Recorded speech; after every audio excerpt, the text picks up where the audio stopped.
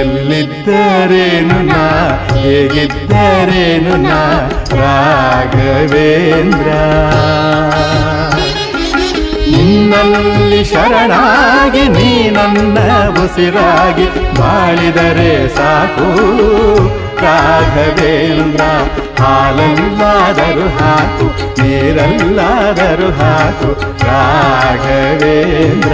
ಹಾಲಲ್ಲಿ ಕೆನೆಯಾಗಿ ನೀರಲ್ಲಿ ಮೀನಾಗಿ ಹಾಯಾಗಿರುವೆ ರಾಘವೇಂದ್ರ. ಹಾಲಲ್ಲಾದರೂ ಹಾಕು ನೀರಲ್ಲಾದರೂ ಹಾಕು ರಾಘವೇಂದ್ರ.